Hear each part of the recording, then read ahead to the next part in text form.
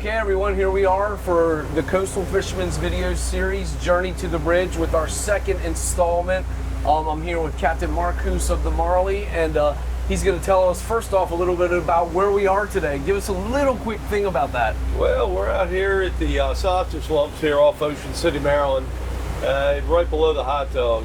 Came out to do some bluefin today, and Mother Nature's not been so kind. Started out pretty nice, but unfortunately it was probably about a 19-mile-an-hour southwest wind, and it's turned into a northwest wind now, and with gusts over 30. So we got pretty gnarly out here today, but we managed to hold on to 4 of them today, and well, actually we pulled one off, put 3 in a box, and I had a couple other short bites, but definitely better than sitting at the dock.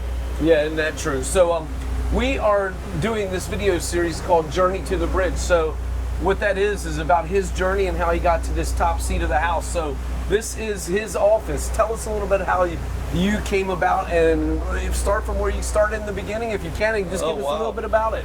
Well, heck, it's funny. I've always been on the water. Been very blessed to be able to make a career out of being out on the water. I started out, believe it or not, right out of high school, 18 years old, on a crab boat. I ran a crab boat in Chesapeake Bay. Oh, isn't that something? We caught Maryland blue crab, so out of Hart Miller Island area. So it worked out real well. Did that for several years, and back in 1985, got in actually to the fishing tackle industry, and really started, I was always doing a lot of fishing and crabbing every chance I could. But my main forte back in the early days was bass fishing, believe it or not. Did a lot of bass fishing in water ponds. I grew up in Jarrettsville, Forest Hill area in Harford County, and did a lot of pond fishing. But once I got out on the bay and was satisfying my lust for the rockfish there, they ended up putting a moratorium on them. So that was the first one. So we had to catch things other than rockfish, but a lot of fun. So started doing a little bit of offshore fishing, and that's how I got into it. And been very fortunate along the way to learn about some really good captains. I used to fish down here on a boat called the Hammer with Captain Mitch Pearson, and fished with them several times. And then luckily enough to have a real good friend, Captain Brian Porter, and fished with him on the boat in Tyser, and we did some trips together. And of course, Brian taught me a lot over the years. He was probably a real good mentor for me, and it worked out real well. So we obtained a great friendship and came up through the ranks, and it's been great ever since, being able to be out here since then, side by side fishing with him. Unfortunately, he did retire this year, and yeah, he's retired now, and I guess that AGE gets us all. I guess I'll be the next one behind him. It's kind of funny now because I'm the oldest captain on the dock now, daily charter captain, and I've got the youngest crew and my mates, so it's kind of nice, but they take good care of me, so it works out real well. But it's definitely, I've been very blessed with able to be out here all my life, from catching crabs in the bay to running rockfish charters in the bay to moving offshore. So it's really been a blessing at this. Well, give these guys that are viewing this right now, give them a little bit about some of the accomplishments in the fishing world that you have done. Oh, I tell you, it's been unique. I've won a good many bass tournaments in my days, in the early days, and in my offshore career. But very fortunate because most of your captains that come up through the ranks are really good mates, and they do a great job down there. I was fortunate. I wasn't in the pit as long as I probably should have been. But again, when you have great teachers, you learn quick. And I only know of probably 3 captains here in Ocean City that really weren't in the pit that had really had successful careers, in my time frame. And I'm fortunate enough to be one of them. So it's very unique. So you're self-taught, learn a lot, and I guess the drive is what gets you going. So it's been very fortunate, to have that drive and have the opportunity, to come down the home stretch here and be on a great rig and have good sponsors and a great crew. So I've been very fortunate throughout my career. Well, that's the cool thing about this Journey to the Bridge. I mean, everybody's story's different, don't you think? Yeah, absolutely. Because most of your captains, they come out of the cockpit, and that's where they learn, and they move right on up the ladder, and it works out well. Some move up a little too quick, some take forever, you know, and some, let's face it, some don't ever grasp it. We've been very fortunate in tournaments. We've won the tuna tournament many times. We won the Big Fish Classic. We've placed in just about all the major tournaments. You know, we've never hit that big one yet, you know, where we win, you know, $3, $4, $5 million. But you know, I can't argue with the success that we've had. And like I said, I've been very fortunate to have the support, you know, from a great owner on this rig, the Marli, and be on here. I mean, I was on a Viking and an Ocean yacht prior to this rig, but stepped foot on this rig back in the end of 2003, and we started our first full-time season on this rig in 2004. So I've been very, very fortunate, you know, to have this opportunity, and you know, it's been great. It's been no complaints. Well, that's awesome. And well, look, with that tournament thing, one of my questions are, like, what are some of your goals and how do you get to them?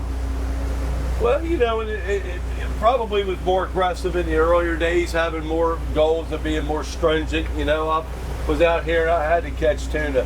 You know, nowadays, you know, I'm more laid back. You know, it's all about my charters, and you know, that's how we've grown this charter industry. You know, this charter industry, you know, it's been tough. We've grown our particular charter book just by looking at the customer's needs.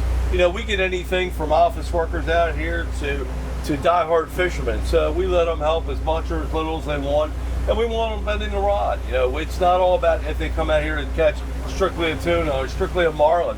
You know, we mix the day up. You know, we'll come out here and we'll tuna fish and we'll load the box with tuna or catch whatever's available, and we'll move the tilefish or golden tilefish or do other species, and that really makes them happy because they feel like they're getting a good day on the water. It's not, you know, as boring to sit there and troll around if the fish aren't biting, and that's what we found over the years. In the early season when you had to drive, you know, I had to have the tuna. I mean, I stayed out there until the end, and that was it. It was tuna or died, nothing, you know, that was it. But now we do the tilefish, and of course, you know, people really enjoy doing that. They enjoy catching the goldens, they enjoy catching the blue lines, and just bending the rod.